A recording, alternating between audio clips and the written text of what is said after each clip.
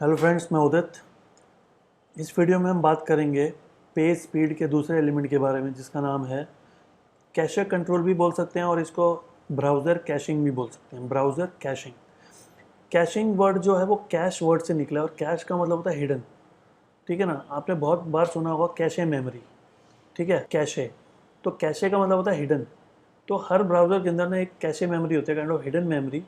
जो भी चीज़ ब्राउज़र में खोली जाती है, अगर वो साइट उसको अलाउ करे तो ऑटोमेटिकली उस साइट की जितनी भी चीज़ें होती हैं, जैसे HTML, CSS, JavaScript, images, video, सब वो ब्राउज़र जो है ना अपनी कैशे में स्टोर कर लेता है। अब ब्राउज़र कैशे में स्टोर तो कर लेगा, ठीक है, लेकिन कब तक स्टोर करके रखेगा वो भी साइट पे डिपेंड करेगा। तो ये इंस्ट्रक्शन सब साइट की तरफ से जाती हैं ब्राउज़र को और ब्राउज़र उसको फॉलो करता है। ठीक है, अब यहाँ पे कैशे कंट्रोल का मतलब क्या है?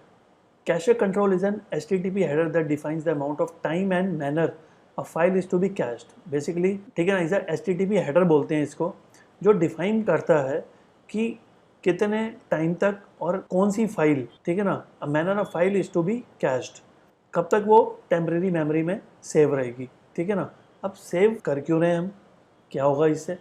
टॉपिक तो पेज स्पीड का है, तो ऑब्वियसली पेज स्पीड में ही कुछ कंट्रीब्यूट करता होगा ये। तो most modern and fast websites use cache control to leverage browser caching. अब देखो, मैं तो ये मानता हूँ कि पहली बार में तो कोई किसी भी वेबसाइट में जाके कुछ एक्शन लेता नहीं है, चाहे वो ई-कॉमर्स हो, चाहे वो सर्विस बेस्ड वेबसाइट हो।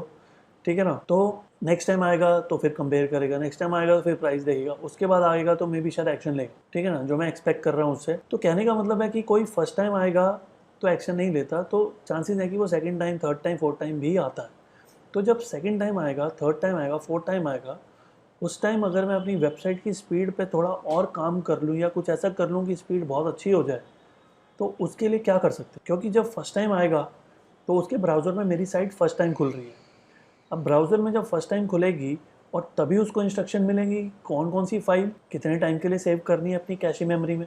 तो फर्स्ट टाइम तो जैसी स्पीड आती है वैसी ही आएगी। ठीक है ना, ब्राउज़र कैशिंग का मतलब क्या है? ब्राउज़र अपने कैशे मेमोरी में मेरी वेबसाइट के जो जो चीज़ें मैं बोलूँगा कुछ टाइम के लिए सेव कर लेगा, और जब तक सेव रहेंगी जिस किसी के भी ब्राउज़र में, अब मैं गया था abc.com में, अब आप जाओगे तो स्पीड तो फर्स्ट टाइम वाली आएगी ना।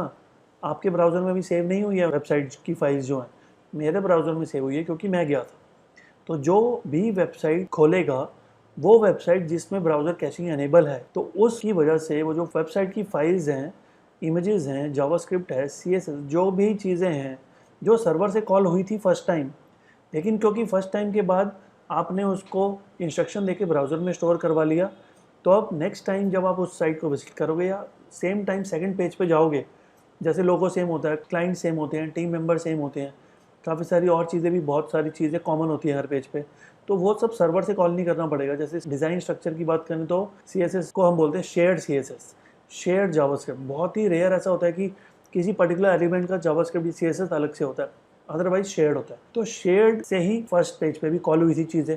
अब फर्स्ट से कॉल हुई थी, वो जब फर्स्ट पे गए तो आप उसने सेव कर लिया उसको, जावास्क्रिप्ट भी सेव कर लिया, इमेजेस भी कुछ काफ़ी सारी सेव कर ली। ठीक है ना, तो इससे क्या हुआ, जब हम नेक्स्ट टाइम गए तो उसको सर्वर से कॉल नहीं करना पड़ा, सब उसके ब्राउज़र में पड़ा हुआ था, इमीडिएटली कॉल हो गया। तो बेसिकली अगर आपकी इंटरनेट स्पीड डेट स्लो भी आ रही है और अगर आप किसी वेबसाइट पर ऑलरेडी गए हो जिसने ब्राउज़र कैशिंग इनेबल किया हुआ है, तो अभी भी स्लो स्पीड में भी वो वेबसाइट अल्टीमेटली बहुत सुपर स्पीड में खुल जाएगी आपके से। क्यों? क्योंकि उसको सर्वर से कुछ कॉल नहीं करना पड़ रहा। तो ब्राउज़र कैशिंग का एडवांटेज मिलता है, लेकिन second time onwards, first time नहीं मिलता। फर्स्ट टाइम आएगा तभी तो ब्राउज़र में सेव होगी, नहीं आएगा तो कैसे सेव होगी? ठीक है, तो बेसिकली बेसिक्स में क्या है यहाँ पे, अमाउंट ऑफ टाइम क्या बताते हैं हम बेसिकली कैशे कंट्रोल के अंदर, हम ब्राउज़र के साथ जो कम्युनिकेशन करते हैं उसमें क्या बताते हैं, amount of time that a file should be cached, कितने टाइम के लिए कौन सी फाइल सेव रहेगी, HTML कितने टाइम के लिए रहेगा, CSS कितने टाइम के लिए रहेगा, जावास्क्रिप्ट कितने टाइम के लिए रहेगा, इमेजेस कितने टाइम के लिए रहेंगी, वो सब हम चीज़ें बताते हैं। ठीक है ना, अब यहाँ पे कैशिंग, जैसे मैं चाहता हूँ कि कैश करो, तो मतलब मुझे क्या बनाना पड़ेगा, जो इंस्ट्रक्शन देनी पड़ेगी वो रहेगी पब्लिक। ठीक है ना, तो कोई भी जो ब्राउज़र है उसको कैश कर सकता है, ओपन टू ऑल। ठीक है ना, सबको परमिशन देती। लेकिन अगर मैं इंस्ट्रक्शन लगा दूँ वहाँ पे, इंस्ट्रक्शन अभी भी दूंगा क्योंकि नहीं दूंगा तो कर भी सकता है, नहीं भी कर सकता, ये तो एक क्वेश्चन है। लेकिन अगर मैं एक्चुअली में नहीं कराना चाहता कि मेरा कोई भी ब्राउज़र कोई भी पेज सेव ना करे, तो मैं इंस्ट्रक्शन क्या दूंगा उसको, no store, must not store any part of either the immediate request और रिस्पॉन्स, कुछ भी स्टोर नहीं करना तो नो स्टोर लगा सकते हो। चाहते हो कि ब्राउज़र में कैश हो तो पब्लिक लगाएंगे। तो ये डायरेक्टिव हमें जो है, जब हम अभी इसको इम्प्लीमेंट करेंगे तो ये होगा वहाँ पे। फाइल टाइप्स, कौन कौन सी फाइल टाइप कर सकते हो आप? इमेजेस, सीएसएस, आइकन्स, जावास्क्रिप्ट, ठीक है ना, और भी बहुत सारी हो सकती हैं। कितने टाइम के लिए? 1 साल, 1 महीना, 1 वीक, 1 डे। बेसिकली ये सेकंड्स में होता है। जैसे आप इस इमेज में देख रहे हो 60 सेकंड्स भी कर सकते हो, 1 आवर भी कर सकते हो, 1 डे, 1 वीक, 1 मंथ, 1 ईयर। तो इंटू 60 करना है हमने, ठीक है ना। तो उतने वो जो 60 भी नहीं करना, 1 minute is equal to 60 seconds है, ठीक है ना।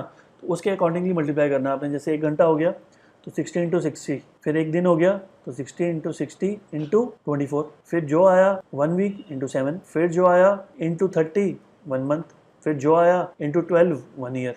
तो बेसिकली ये डेटा ऐसे निकाला हुआ है। तो आप कौन सी चीज़ कितने दिन के लिए करना चाहोगे वो तो आपके ऊपर है, ठीक है ना। अगर आपको लगता है कि आपका वेबसाइट का कंटेंट बहुत फ्रिक्वेंटली अपडेट होता है या डिज़ाइन चेंज होता है, तो आप नहीं चाहोगे कि उसके ब्राउज़र में आपका CSS वगैरह सेव हो जाए, क्योंकि अगर सेव हो गया तो जब तक वो हार्ड रिफ्रेश नहीं करेगा या अपनी हिस्ट्री डिलीट नहीं करेगा, जिसके साथ कैशे भी डिलीट होगा, तो पुराने वाला ही दिखाएगा, ठीक है। अब जैसे बहुत सारी साइटें जो डेली अपडेट होती हैं और वो चाहते हैं कि यूज़र को डेली नए कंटेंट दिखे जो हम फ्रेश डाल रहे हैं, तो ब्राउज़र कैशिंग डिसेबल होता है उन साइट्स में, ठीक है ना। तो अगर अनेबल होगा तो चांस है कि जो उनकी हिस्ट्री में पड़ा है, कैशे मेमोरी में पड़ा है, वही वाला फैच होगा। तो कई वेबसाइट ओनर्स चाहते हैं कि वो फैच ना हो, जो हम नए अपडेट कर रहे हैं वो दिखे यूज़र को। और कई वेबसाइट जिसमें उतना फ्रीक्वेंटली अपडेट नहीं होता, वो चाहते हैं कि पुराने वाला दिखे, क्योंकि उससे स्पीड का फ़ायदा मिलता है उनको। तो ये आपको डिसाइड करना है कि क्या करना है। तो हम आते हैं अगली स्लाइड में। Things to consider, only you can determine what is best for your site and your site resources, ठीक है। कौन सी चीज़ कितने दिन के लिए करनी है या नहीं करनी, वो मेरे ऊपर है। One thing I would mention is that if you do change something like CSS file and that file is cached, you should consider changing the name of the file so that your updated CSS file is seen by all users। वो कह रहा है कि जैसे आपने एक CSS जिसमें आप नॉर्मली काम कर रहे थे वो यूज़र के ब्राउज़र में सेव हो गई, अब आपने अपनी वेबसाइट के डिज़ाइन में कुछ चेंज किया, और क्योंकि उसके पास उसी नाम की CSS ऑलरेडी स्टोर है और ब्राउज़र के अंदर पड़ी हुई है, तो उसको अभी भी आपका नया डिज़ाइन नहीं दिखेगा। तो नया डिज़ाइन के लिए क्या करना पड़ेगा आपको? वो कह रहा है कि जो CSS है ना वो रीनेम कर दो। जब रीनेम करोगे तो वो जो रीनेम करी है वो तो नहीं है उसके सर्वर पे, तो जो भी उसमें आपने चेंजेस किए हैं वो सब रिफ्लेक्ट हो जाएंगे। तो ये भी एक अच्छी टेक्निक है। अगर आप CSS का नाम ही चेंज कर दोगे जो कि उसके सर्वर पे अभी तक नहीं है, उसके ब्राउज़र में नहीं है, तो नई वाली फैच होगी सर्वर से, और सर्वर से जो फैच होगी वो तो न्यू वाली है, वो तो अपडेटेड वाली है। तो यूज़र को आप जो दिखाना चाह रहे थे वो दिख जाए। और इसको क्या बोलते हैं जब हम CSS का नाम चेंज करते हैं? इसको बोलते हैं this is called URL fingerprinting, ठीक है। पाथ ही चेंज कर दिया आपने CSS का, तो अब नया पाथ कॉल होगा तो उसको नई चीज़ दिखेगी। Getting a fresh not cached file resources is possible by having a unique name, ठीक है। यूनिक ही हो गया, ठीक है। An example would be if our CSS file was name main.css था पहले, we could name it main1.css instead, तो चेंज हो गया, तो नई चीज़ दी। और नेक्स्ट टाइम फिर मैं कुछ चेंज करूँगा तो 2 कर लूँगा, फिर कुछ चेंज करूँगा तो 3 कर लूँगा। तो अगर ज़रूरत पड़ी तो ये काम भी करना पड़ेगा, अदरवाइज यूज़र को फ्रेश कंटेंट नहीं दिखता। This is useful for files that change occasionally, जो रेगुलरली अपना डिज़ाइन वगैरह चेंज करते रहते हैं उन्हीं के लिए है ये, सबके लिए नहीं है, ठीक है। How to add cache control to your website, तो यहाँ पे भी हम किस चीज़ को यूज़ करेंगे? STXS फाइल को यूज़ करेंगे। यहाँ पे भी कोड मिलेगा जो STXS फाइल में डालेंगे और वो पूरी वेबसाइट को कंट्रोल कर लेगा, ठीक है। तो जैसे बेसिकली अगर आप सिर्फ ये लाइन डालते हो, ठीक है, ये लाइन डाल रहे हो तो बाय डिफ़ॉल्ट ऑल कैश होगा और इसी ड्यूरेशन के लिए होगा 2628000 सेकंड्स, ठीक है। डिवाइडेड बाय 60 करेंगे तो मे बी कैलकुलेशन कर लेना आप, ठीक है। तो वैसे इसको हम एडजस्ट कर सकते हैं। अब इसमें अगर मैं पर्टिकुलर फाइल्स के हिसाब से डालना चाहता हूँ कि CSS, JPG, JPEG, PNG, GIF, JavaScript, ICO, ठीक है ना, इन सब के लिए इतनी ड्यूरेशन है, तो सब एक साथ दे दी। अब लेकिन अगर मैं इन एलिमेंट्स में भी चाहता हूँ कि अलग अलग दूँ, तो यहाँ पे देखो एक और कोड है, जैसे JPG, JPEG, PNG, GIF, ICO, इन सबको हमने दिया ये ड्यूरेशन, और CSS, जावास्क्रिप्ट को हमने दिया ये ड्यूरेशन।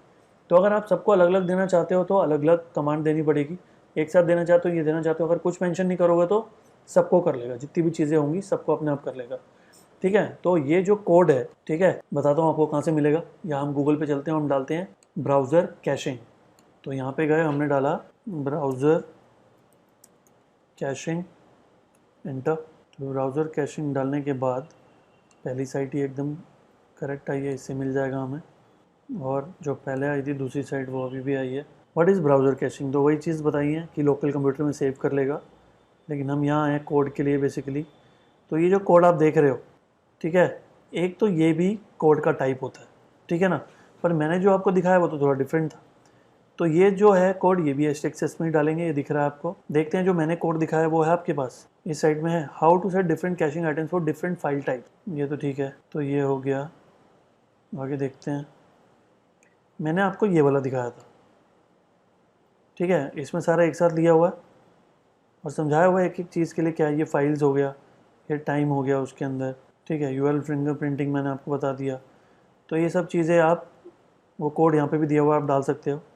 इस वेबसाइट में देखते हैं, तो मैंने अपनी वेबसाइट में एक्चुअली ये वाला यूज़ किया। तो डिफरेंट कोड्स हैं, सब सेम ही काम करेंगे, तो आप ये भी ले सकते हो, ठीक है। और इसको भी अगर मैं कॉपी करूँ तो कहाँ डलेगा, वापस से सर्वर पर चलते हैं, वापस से cpanel एडमिन में जाएंगे, फाइल मैनेजर, public_html, exceladmission.in, और ये htaccess बनाई थी। राइट क्लिक करके इसको एडिट करते हैं, फिर से एडिट करते हैं, और एक कोड हमने पहले डाला था कोड कंप्रेशन का, डला हुआ देखो, और यहाँ पे इसको भी पेस्ट करके सेव कर दो।